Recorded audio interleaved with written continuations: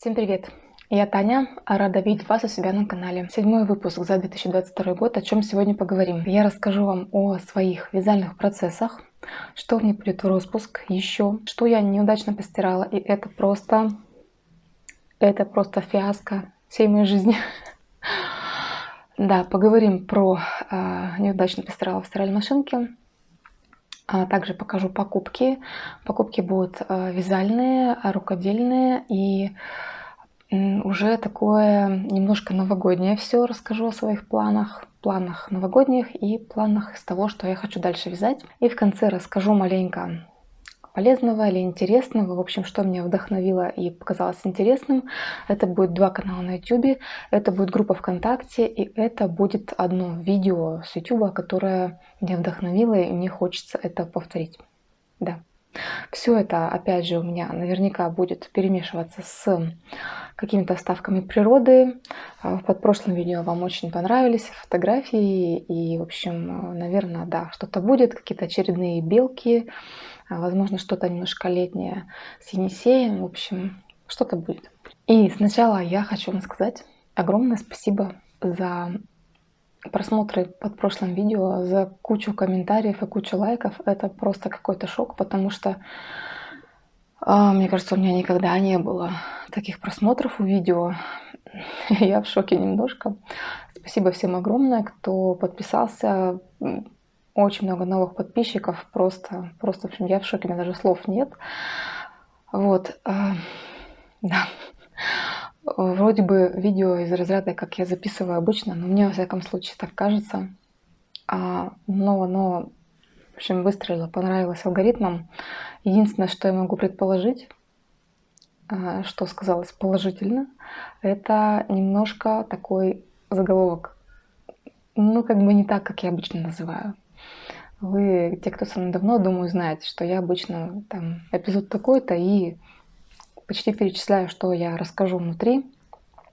А в этот раз я добавила немножко загадочности. Немножко не так написала, да, связала пряжу, что имеется в виду, непонятно. Оказывается, да, я говорила про то, что конкретную пряжу вязала на какие-то изделия, допустим, не всю свою пряжу вязала. В общем, немножко провокационно, наверное, назвала. И это привлекло людей, чтобы открыть видео и посмотреть.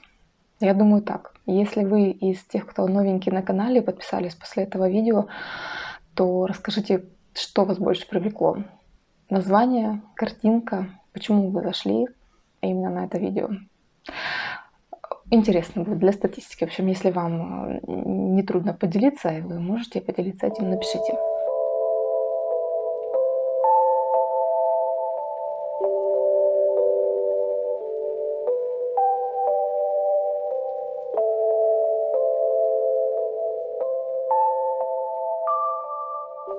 Давайте я покажу, вернее, даже, может быть, фотографии. Я вам в прошлый раз показывала подушку, одну готовую, одну в процессе, еще не сшитую. Покажу, в общем, как это все выглядит в фотографии. В итоге 2 подушечки и плед, который был самым первым, да, из этого комплекта. Все, в общем, нормально. Дочка очень довольна, ей все нравится. На будущее я учту, что все-таки стоит наволочки на подушке вязать поменьше размером. Пряжа тянется довольно хорошо, и, в принципе, можно все это компактнее сделать. Прошлое видео собрало не только много хороших комментариев, но и, конечно, были комментарии не то чтобы негативные, но такие интересные. Из разряда, как я вшила молнию. Ну, по-моему, я вот сразу там сказала, что я вообще не швея, и поэтому я сшила так, как могла. В общем, никакие претензии не принимаются, и ничего переделать я не буду. Вообще не понимаю вот этого вот вы сделаете так, как я считаю нужным. Для меня нормально вшить молнию так, как я ее вшила. Я считаю, она выглядит довольно прилично. Да, ее видно, ну и что? В общем, я в шоке. Ладно, готовы подушки. Все. С этим все закончено. Дальше у меня был то, что я хотела распустить. Это был жилет дочкин полосатый. Там желтая и фиолетовая пряжа Каскад от Троицка. И я тогда сказала, что там будет довольно много кусочков, потому что полоски. Но на самом деле кусочков там нет, потому что там идет просто протяжка нити, смена через сколько-то рядов, и поэтому там были довольно большие кубки, были, конечно, и маленькие, но в основном и целом нормально так получилось, не слишком рвано, по несколько метров куски, такого не было. Значит, распустила я, и, как помните, я хотела сделать жилетку бабушкиными квадратами.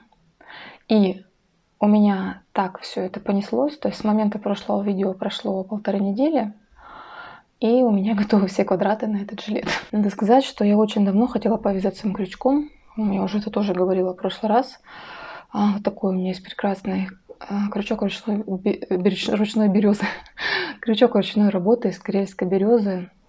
Когда-то давным-давно я выиграла его в Нельзяграмме в конкурсе «Здесь его еще не вязали».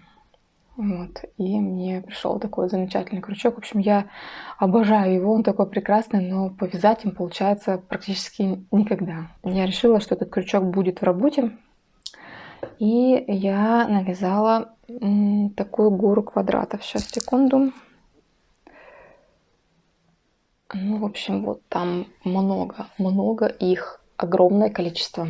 У меня вышло 26 квадратов и 10 треугольников. Квадраты я вязала 2 цветов. Сначала я решила, что у меня будет все одного цвета. Это вот так. Один ряд фиолетовый, 2 желтых, 1 фиолетовый и 1 желтый. Изначально желтого по краю не было. Были чуть меньше квадраты, но потом, когда стали мы прикидывать с дочкой на себя, как и что, да, по размерам, то стало понятно, что маловато будет в ширину, плюс желтой пряжи, скорее всего, должно было быть больше, хотя я не помню изначально, сколько у меня было мотков их того и того цвета, но я решила, что будет желтый, и желтым потом соединять. Поэтому, желтую обвязку, желтую отделку сделать, скорее всего. Поэтому еще пошел 1 ряд, куча хвостиков, ничего еще не заправляла, все это будет потом. И в итоге, когда я стала подходить к концу, еще не был распущен снуд из фиолетовой пряжи. Я поняла, что мне не будет, наверное, хватать, нужно фиолетового побольше использовать, и потом стали вот такие квадраты. То есть у меня, по-моему, 6 вот таких и 20 вот таких, да. Причем они вот чуть-чуть отличаются по размеру, а все почему? Потому что фиолетовая пряжа чуть-чуть тоньше, чем желтая. Я не знаю, что это за парадокс, но желтая по объемнее выглядит как-то, а фиолетовая, наоборот, как будто чуть более гладкая и тонкая. Это один артикул. И треугольники. Давайте один какой-нибудь вытащу. И треугольники. Треугольники все одинаковые, они как вот эти, больше фиолета. Вот, и у меня еще, знаете, сколько осталось? Вот так еще осталось. Скорее всего, желтый идет на соединение мотивов и на обвязку. Вообще, в идеале, я думала обвязку даже чуть ли не спицами, но, скорее всего, уже нет. Тут не хватит. Это будет, скорее всего, в лучшем случае ряда 3, 2, крючком, столбиками без накида по краю, я надеюсь. Возможно, фиолетовые будут участвовать тоже. Может быть, это будет обвязка снизу, а сверху вот это, в общем, буду смотреть. Может, это будет, кстати, полосатая обвязка. Как вы думаете? Делать ряд одного цвета, ряд другого цвета? В общем, надо что-то будет придумать, потому что пряжа вот как бы все. Я сегодня, спойлер, была в Леонардо, ни того цвета я там не нашла. Заказывать где-то не хочу, как всегда. В общем, хочу извязать. Вот. Я довольна, я очень довольна. У меня так летела работа, я прям вязала их как не в себя. Классные. Так, ладно. Еще тут куча. Значит, жилет готов. Будет он диагональный. То есть у меня будут квадраты не так, а вот так. То есть здесь у меня будет V-образный вырез. Вот так. Теоретически, думаю, жилет может получиться так, что буду я носить Ева. Мне он, скорее всего, будет укороченный, а ей, наверное, будет нормальный. Так. Долго болтаю, но я просто так давно не вязала столько крючком. что я кайфую. Я хочу плед крючком, надо только с пряжей теперь определиться. Хочу прям вообще. Хочу. Я все мозаичный плед думала, но не знаю, как решиться мне на это. Ладно, так, то, что я еще хочу распустить. Нашла. У меня такая, да, волна распуска. В общем, я не знаю, что-то, видимо, как-то меня вдохновило распустить, переделать, дать вторую жизнь. Поэтому я нашла, чего бы у меня еще лежит и хорошее, а не используется. Вот эта шапка двойная. Здесь пряжа тонкая, альпака, по-моему, на шелке она здесь, если я не ошибаюсь. И если вспомню или найду, подпишу название и напишу метраж. Тонкая альпака, 2 цвета. Очень мягкая, приятная. Это была двойная шапка, но она стала мала Еве уже. Ну, это просто такая шапка, чулок с такой макушкой пухнатой. Вот. И, в общем, хочется куда-то, пока не знаю куда. У меня, в принципе, похожего оттенка из Drops Lace, тоже не белоснежное, а что-то молочное. И розовое, не такое, конечно, а более розовое. Розовое тоже Drops Lace. Может быть, из них можно будет что-то... Да, может быть, даже какую-нибудь шальку, косыночку, почему бы не тоненькую. Будет приятно. Я люблю такие маленькие шальки вместо шарфа таскать постоянно. Вот, распуск. И то, что я распустила, помните, да, шарф из прошлого видео. Та-та-та-дам! Огромный, просто огромный моток. Распускался шарф очень легко. Вообще, я даже не думала, ничего там никуда не цеплялось. Все прошло прекрасно. Теперь моя задача, это в 2 нитки вязалась. Это Soft Donegal Tweed. Кто не в курсе. Вязалась в 2 нитки. Теперь мой план. Эти 2 нитки размотать на разные клубки. Вот это уже будет гораздо интереснее. Это размотка, тут все закручено, заверчено, надо будет 10 раз перемотать, перекрутить. И я не знаю даже. Скорее всего, надо будет размотать это все в пасмы. Тут как раз 3 клубка, 3 мотка было. На 3 пасмы размотать, помыть, и чтобы оно вытянулось. Потому что я вот то, что вязала я бабушкин квадрат, я пряжу не стирала, ничего не делала. Она как была вся вот закрученная, я так и вязала. Потому что там в крючке разницы не будет. А вот здесь, если вязать потом, то, конечно, наверное, барашка этого лучше выпрямить. Хотя не сильно-то барашек, да? Давайте чуть-чуть отмотаем. Ну так, есть чуть-чуть, но не сильно. В общем, такой классный моточище. На этом распустила, перевязала все.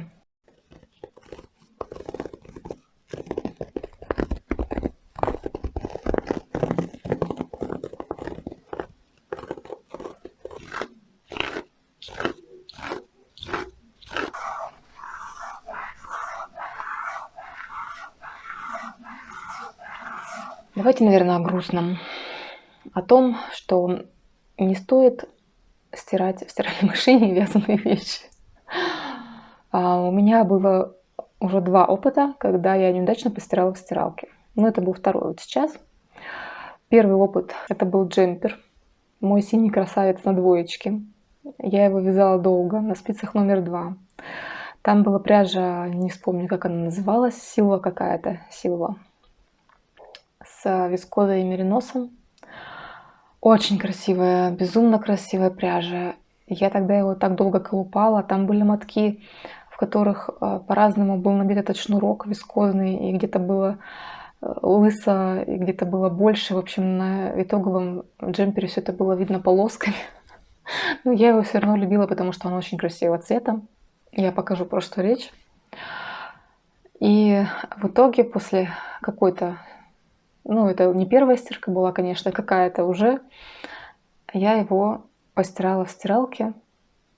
Я сейчас не помню, это была первая стирка его так, а до этого я стирала руками, или я не на тот режим поставила, я сейчас уже не вспомню. Где-то видео у меня есть на канале об этом фиаско. Ну, в общем, я вытащила маленький-маленький джемпер. Там петли стали вообще какие-то миллиметровые. В итоге он отошел моей дочке. Был как-то ей маленько большеват в плечах, по длине плеча. Вот. Ну, а уже вот последние года 2 он ей вообще как раз, она его носит, любит, он ей хорошо. И как раз, когда я делала подсъемки какие-то к прошлому видео, да, где я в джемпере была, то она как раз ко мне подошла, и я ее засняла. Поэтому маленький кусочек ставлю, покажу, как он на ней сидит. Джемпер еще есть, живет, но вот в сваленном варианте. Значит, второе, то, что я постирала не так давно, и это была вещь, которая стоила мне огромных сил. Это был кардиган для мужа. Девочки некоторые называли это сериал, когда я снимала влоги и рассказывала, как я перевязывала, переделывала, страдала, как мне это надоело, как я вообще там мучаюсь с этим джемпером, с кардиганом. Там, конечно, была такая задумка, там были куча кос, там была пряжа меринос, это все было тяжелое, это все вязалось очень плотно, долго, в общем, по-моему, да, в районе года где-то я его ковыряла периодически. Вот. Я уже не вспомню, сколько это было лет назад, но, в общем, муж его довольно хорошо носил. И вот я решила его постирать очередной раз, хорошенечко постирать.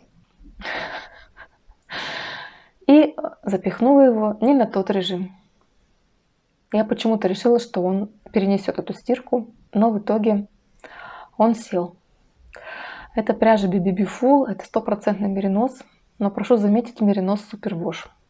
Я сниму отдельно, как это все выглядит. В общем, это практически истерика. Он сел не сильно, не так, чтобы совсем, потому что, когда я его связала, он был чуть-чуть больше того, что я задумывала, размеров. Он как бы чуть-чуть, по идее, должен был сесть, но не сел. То есть он с довольно хорошей был длиной по рукавам, он был с довольно хорошей шириной даже по плечам, потому что мне приходилось там и по пройме я подсаживала на хлопковую ленту, чтобы плечи не сваливались от тяжести, и пройма тоже маленько, как бы вот все, то есть я его присобрала чуть-чуть по всем швам, потому что там веса 1,5 килограмма точно, если не больше. После этой стирки он стал, ну, нормальной длины рукава, то есть они как бы так уплотнились. Это фактически пальто. Нормальной длины рукава. По ширине тоже вроде нормально, но как бы он стал лучше так прилегать, и он более плотный такой, как стоит полотно, да. И он стал покороче, но за счет того, что он стал покороче, это все портит. То есть, ну, в люди уже в таком свитере не выйдешь, кардигане, что ей вот тот джемпер, то свитер.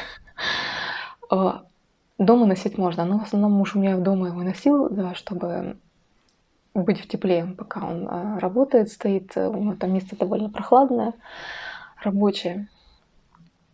И за счет того, что, да, у мужчина спина большая и спина маленькая, вот такая покатая, а на спине он торчит.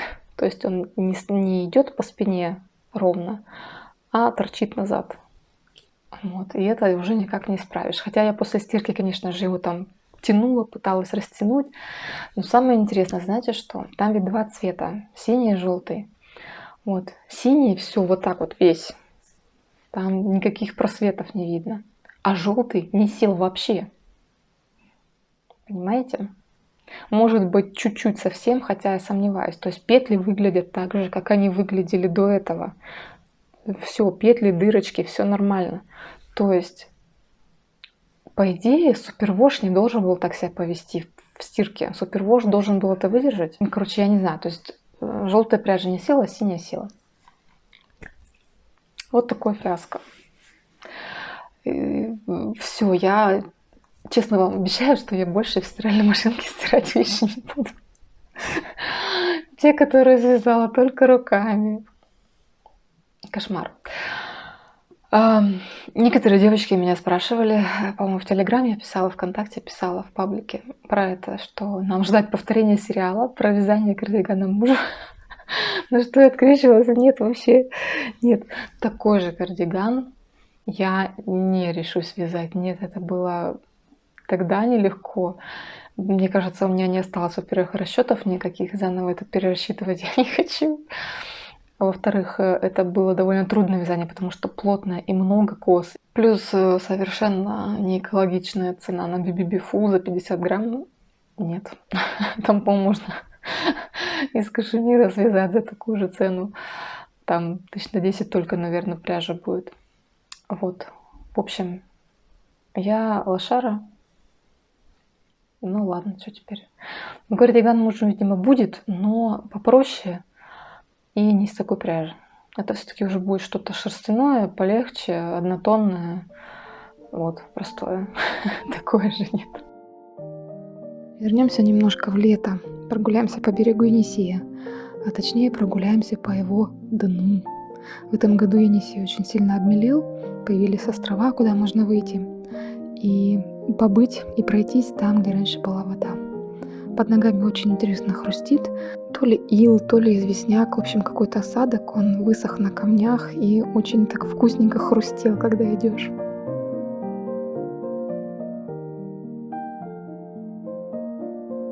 Вот там, наверху, по краю берега, мы обычно с вами гуляем и смотрим вниз.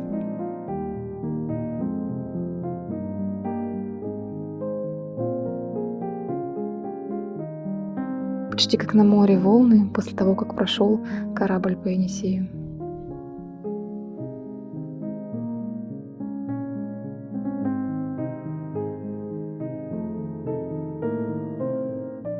И много вот таких маленьких птичек бегает по камушкам. Это какие-то кулики, я так и не определила, потому что плохо их видно, они очень быстрые, резкие. Такой вот летний день, который мы запомним как прогулка по дну Енисея. Давайте, наверное, сейчас будет про покупки. Мы перейдем с вами к столу и посмотрим вот этот пакет. Примерно таков масштаб бедствия. Теперь давайте поподробнее. Давайте, наверное, начнем со всяких бусинок-хоряшек, а потом уже про пряжу. Значит, чего я накупила? Это то, что мне засыпали в один пакетик в магазине. Во-первых, я купила вот такие штучки. Это будут для сумки. Помните, да, я купила ремешок, там замочек к сумке, но по бокам у нее карабины, и карабины я не хочу цеплять прям к пластиковой основе. А все-таки, наверное, к пластиковой основе я пришью вот эти штучки, а к ним уже будут крепиться карабины. Это для сумки. Дальше для елочных шаров. Раз, два, где третья? Ага. Ладно, третья не выпала, таких 3 штучки. Это шапочки для бусин. Да, к бусинам я дышу неровно. Такие у нас тоже были, помнится. В общем, это наверх, чтобы сделать красиво и спрятать сверху хвостики. Плюс еще 2 взяла вот такие. Это для, опять же, такие конусы, как шапочки. Тоже можно для какого-нибудь маленького шарика. Это все для... Да, я не сказала, для чего все покупки-то в основном. Все эти покупки для подготовки к Новому году. В частности, это для создания каких-то новогодних мастер-классов на канал «Начни вязать». Различные новогодние шары, поделки и прочие штуки. В общем, идеи разные есть. Буду воплощать и выпускать, надеюсь, почаще видео перед Новым годом. Ну, дабы, так сказать, попытаться на этом маленько заработать, потому что все-таки перед Новым годом очень большой трафик на YouTube и довольно хорошая реклама, которая, к сожалению, у нас, конечно же, сейчас только за счет иностранных пользователей, но тем не менее. Так, бусинки. Вот такие, это я не помню что, но красивые очень бусинки. Тоже для шаров. И вот такие стеклянные бусинки. Это просто вообще такие стеклянные бусинки моя любовь. Пока не знаю точно, как буду использовать. Ну, вернее, планы есть, какие из них как. В общем, Может быть, даже каких-нибудь маркеров понаделаю, потому что с такими бусинками они просто бомбические будут. Так, и это все еще не буду вытаскивать. Золотая и серебряная вот такая нить, шнурок. Это как раз для того, чтобы делать ниточку для елочной игрушки, на которую, собственно, вешать, да, на елку. Так, и туда же пойдет вот такая лента. Ее, скорее всего, я буду использовать на, вероятно, вышитых игрушках. Посмотрим. Но я взяла про запасы золотой ленточки. Мало не бывает. Может быть, она будет как вариант декора. Еще маленько пошуршу. Но микрофон далеко, надеюсь, не так слышно. Это проволока. Проволока толстая. 2-миллиметровая. Здесь 10 метров. Она тоже будет участвовать в создании новогодних всяческих штук. Вот, нужна была именно толстая. Давайте еще из шуршалок. Что-то мне так неохота шуршать. Это я купила в Леонардо. Да, гамму предыдущую тоже проволоку купила в Леонардо. Причем там вроде даже распродажа была. Это пластиковая основа. Я тоже хочу вот с ними пошаманить. Тут круг, сердечко и звезда. Вариант каких-то подставок под тарелки, под кружки, которые тоже можно обвязать пряжей какой-то, секционкой, опять же, красивой. В общем, тоже буду думать делать. Загадочно лежит замок, молния. Понравилась вот такая собачка. И это будет тоже для мастер-класса. В общем, я думаю, возможно, вы видели. Делают обвязку таких замочков. Вот так. И вниз вяжется какая-то маленькая сумочка, чехольчик. Вот хочу сделать такую же штуку. Сейчас все планы вам раскрою. Так, вот это. Это у нас швензы. Одни в одном магазине куплены черные, другие в другом. Да, это в Леонардо. В общем, какие-то бешеные деньги они стоят. Сейчас не знаю, я как вспомню, сколько у нас это стоило в магазине. Сейчас, кажется, вообще какие-то космические деньги. Вообще, это швензы. И знаете что? Их очень удобно использовать как маркеры будет. Потому что, во-первых, можно просто на спицу запихнуть, во-вторых, она снимается. В-третьих, на краешек сюда можно прицепить бусинку на колечке, и будет клево. Вот, вероятно, как раз со стеклянными бусинками пойдет. Так, и вот еще у меня есть такие бусинки. Но вот сейчас вопрос, это стекло или пластик. Я купила, а не посмотрела. Представляете? Это стекло, да. То есть у меня, получается, стекло есть в 10 миллиметров в размере и в миллиметрах, и в размере, это, наверное, 6. Как же я люблю вот такие вот переливающиеся, просто вообще сорок обо мне. Я, кстати, сегодня чуть не купила, ой, по-моему, на вискозе, тоже там с люрексом, с пайетками были такие моточки небольшие в магазине пряжном. Чуть ушла. И смотрите, значит, вот такой бисер. Ой, бисер. Пайетки. Пайетки зелененькие. Пачка. Это все в Леонардо. И в Леонардо еще... шапочки еще для бусин. Вот такие. Плохо видно. Тоже для шаров. И вот такие комплекты пластиковых бусинок. В общем, я искала пластиковые бусинки такие, знаете, чтобы много... Ну вот в Леонардо самый какой-то вариант такой, причем тут у них таким вот миксом. Ну, они такие качества, конечно, Китай, очень китайский Китай. Но для творчества, так сказать, подойдет. Взяла помельче. У них прям, смотрите, ну, новогодний набор. Что вот этот, что вот эти. Вот, то есть это вот так, это вот так. Тоже пойдет у меня, пока не скажу для чего.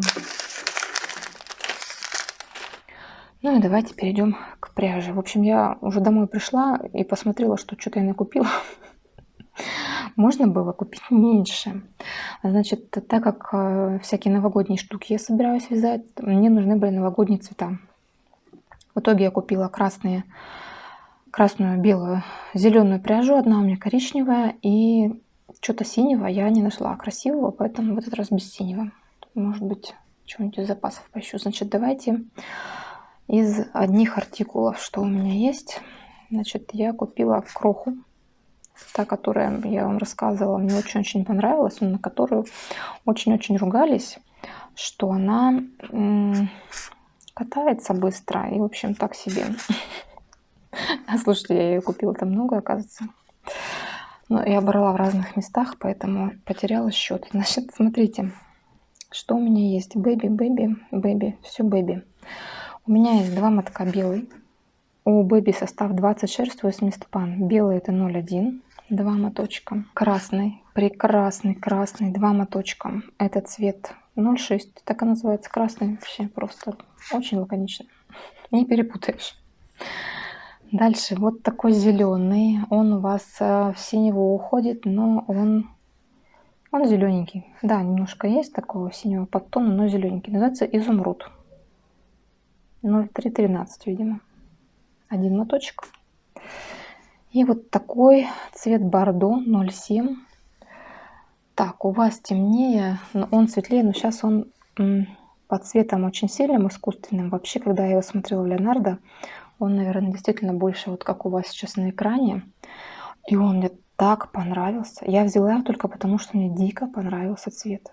Я подумала, что так как у меня довольно много, смотрите, у меня 6 мотков крохи, возможно, что-то останется, я бы связала чего-нибудь полосатое. Такой у меня план. Так, и одна тоже пехорка, но Бэби Каприз. Бэби детский каприз теплый. Я взяла только потому, что он похожим метражом с крохой. И цвет 119 горох. Зелененький, красивый. В общем, у меня оказалось 2 варианта зеленых. Один вот такой коричневый. Это пехорка школьная. И это вообще акрилыч. 251 цвет. Да, метраж, вот 100% акрил, 150 метров на 50 грамм. Так, еще школьная, вот, да, кстати. Школьная вот так у меня. Значит, коричневый цвет, кстати, коричневый, довольно красивенький. Похоже чем-то на бисерную, только побольше. Так, в белом цвете 0,1 и в зелененьком. Зелененький прям... Очень зелененький, ярко-зеленый, 480 по одному мотку, и это 50 грамм. Да. Ну да, 50 грамм, все правильно. Просто тут 50 грамм, тут 50 грамм. Кажется, как будто этот больше. Так, и еще, что я без запала рассказываю, как будто уже не рада. И еще моток семеновской пряжи Лилия. 100 грамм, 392 метра, 100% коттон мерсеризованный. Это будет у меня, вот, скорее всего, если все удастся, как раз вот использоваться с бусинками. Будем вязать с бисером кое-что. Вот. Вот такие у меня покупки случились. Я, честно говоря, думала, что я купила меньше пряжи. Но показалось. Был план заснять туман, который течет над Енисеем, из дома сверху и спуститься вниз на берег и снять его там. Но, к сожалению, когда я дошла вниз, поняла, что туман течет слишком высоко, он сливается с небом, и его на фоне гор практически нет, не видно. Но зато я смогла снять столбы. На столбах выпал снег и не растаял. У нас же здесь капает дождь, поэтому трава и деревья мокрые, серо, уныло.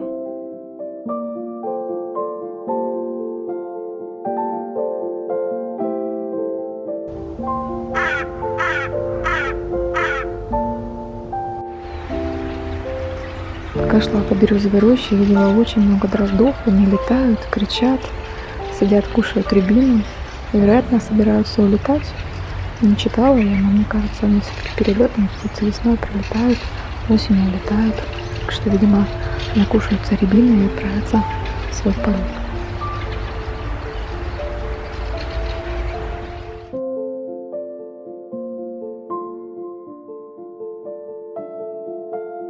Несмотря на серость и унылость, я все равно люблю прогуляться по лесу, подышать новым воздухом, свежим и совсем другим, не таким, какой он летом.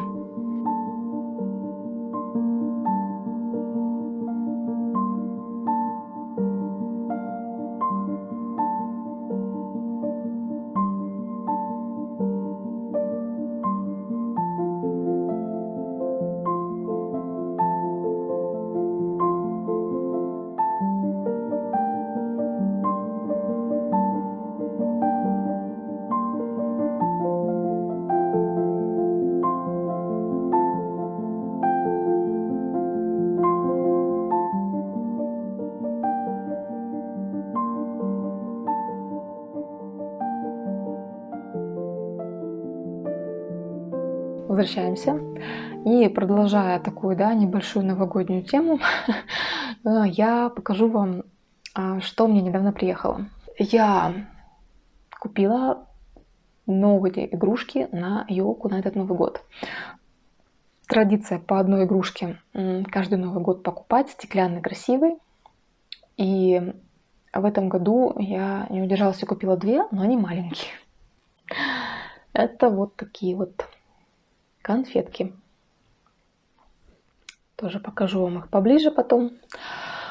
Маленькие, да, небольшие совсем. Были вариантов там несколько, по-моему, штук 5 или 6 этих конфеток разных видов.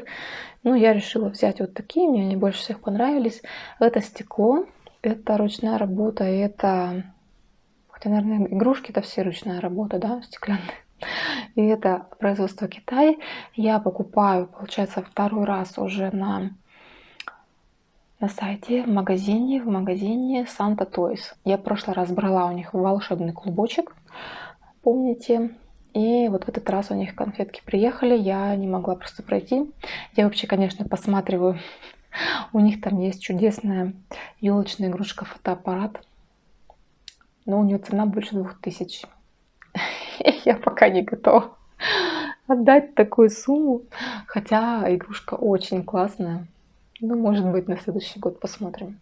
В этом году у меня подготовка как-то начинается рано. Даже не то чтобы подготовка, не знаю. Я решила успеть до Нового года как-то побольше сделать видео на канал с уроками. Поэтому начинаю вот уже все это в октябре как-то шуршать, шебуршать. И да, давайте покажу, наверное, из вариантов того, что будет на канале «Начни вязать» с уроками из новогоднего. Ну, это, наверное, я не знаю, для тех, кто новички в крючке, или для совсем новичков, или просто кому-то будет интересно. В общем, это пока заготовки, не готовые изделия, но то, что будет на канале. Это будут вот такие вот елочные шары из плюшевой пряжи. Они будут украшены, вернее, к ним будет здесь приделана такая шапочка, чтобы скрыть, будет ленточка. Возможно, будут какие-то еще украшения, не знаю. В общем, пряжи уходит мало, таких шаров можно наделать кучу. Мне нравится, тем более, что плюшевые остатки у меня тоже есть, поэтому, да. Зима скоро.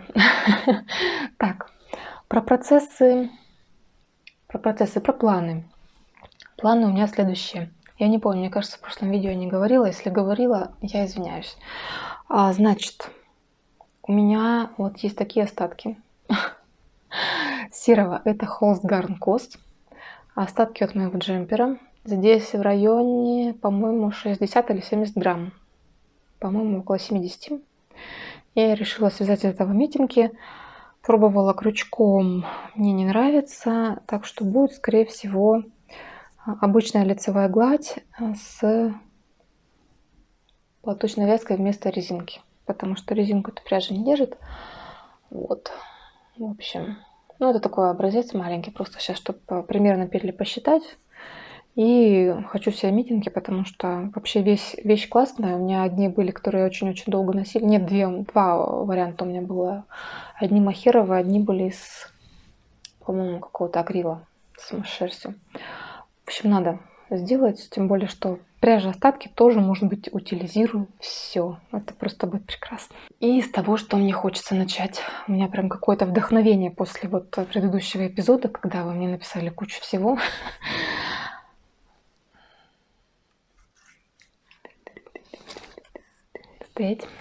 Значит, у меня есть 2 мотка. Lana Grossa Silk Hair Print Kid Mohair на шелке. 2 мотка. Это по 50 грамм мотки по 400 метров, то есть 800 метров. У меня есть вот такого чудесного Kid Mohair. Он тут внутри смотрите, какой с зелененьким, с фиолетовым. Так, меня не надо.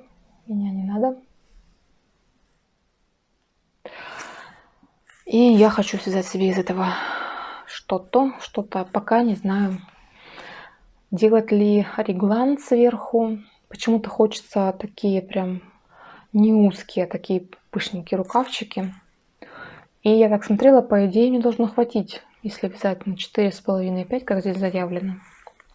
Но я всегда боюсь, что не хватит, а у меня 2 мотка. Вот. В общем, хочется что-то такое, то, что будет вязаться сверху вниз, без узора, просто лицевая гладь, возможно, пышные рукавчики, я не знаю, реглан, реглан-погон вяжут, а махер нет, не знаю. В общем, девочки, если есть на примете у вас какие-нибудь описания, даже, может быть, черканите мне, пожалуйста, в комментариях. Очень хочется чего-нибудь такое выбрать. Опять же, тут интересно на рукава, как надо будет подгонять секции или сделать разными. За счет этого хватит мне пряжи или нет, если придется секции подбирать. Ладно, теперь давайте вдохновляться. 2 канала на YouTube. На обоих девушек мне безумно приятно смотреть, и у меня просто расплывается улыбка, когда я смотрю их видео. Оба канала довольно молодые, поэтому поддержите молодого блогера. Это у нас Елена и Полина. У Лены канал называется Елена С. Бусинка в свитере. Вот. У Полины канал называется Чистополя. Оставляю вам ссылки в описании. Пройдите, посмотрите девчонок. У них уже есть по несколько видео на канале, и они довольно интересные. Про видео, которое я хочу поделиться, это видео с канала Ализе. И у них буквально, вот, по-моему, на прошлой неделе вышло видео с шалью, которая мне так понравилась на картинке. Я полезла, конечно же, смотреть, как они вяжут. В общем, вяжут они, по-моему, из Ализе, по-моему, это ангора, и, по-моему, это батик. В общем, пряжа там мохнатая и батик, секционка. И они вяжут треугольную шаль филейной сеткой, после чего по этой сетке они другим цветом просто проходят разными зигзагами, так вот заполняя всю эту шаль, и получается просто офигенно. Я сегодня вот ходила и хотела найти эту ангору, батик, просто ангору, и почему-то не нашла в магазинах, в которых была. Мне хочется вот именно в секционке ее повторить, или даже палантин такой сделать. Короче, я в восторге. Я вот у них вот эти, идея была с сумками, да, и с пластиком, когда его крючком провязывают. И тут, в принципе, та же самая идея. У вас тоже сетка, которую провязываете другим цветом. Проще простого, но так классно смотрится. Еще паблик ВКонтакте называется «Разнотравье». Он просто попался мне там где-то в рекомендациях вот в ленте. Я просто залипла. И я сейчас даже не скажу, к сожалению, девушке-автора, потому что не запомнила ее имя, но она вышивает просто бесподобные брошки. Там такая красота, что мне хочется вышивать. И в это воскресенье я буду на мастер-класс по вышивке. Правда, вышивка бисером и камнями будет брошка. Вот. А у нее все-таки больше вышивка нитями и бисером. Все ссылки я оставляю в описании. Проходите, вдохновляйтесь. На этом все. Спасибо за просмотр. Спасибо вам за вдохновение, которое вы мне задали под прошлым роликом. Я теперь снимаю еще одно, хотя прошло не так много времени, как обычно, да, я снимаю. Вот, я надеюсь, что опять уже скоро увидимся. Всем пока. За этот год я довольно много прочитала всякой информации от других блогеров в уже несуществующей программе Нирвана от Дзена. В общем, чат этот остался в Телеграме. Там довольно много ребят, очень популярных и многотысячных, многомиллионных даже, я думаю, да, блогеров, которых читаешь, и, в общем, набираешься какой-то информации, и получается, что не прожить без немножко провокационных или заголовков на грани. Чтобы тебя зашли и прочитали, нужно вот этот баланс этот словить, чтобы не слишком кликбейт вышел, но и не просто, да, что я связала, и туда зашло куча народа. В общем, я не хочу этим злоупотреблять, но, наверное, все-таки я немножко пересмотрю свою мысли по поводу заголовков. Наверное, это стоит вырезать.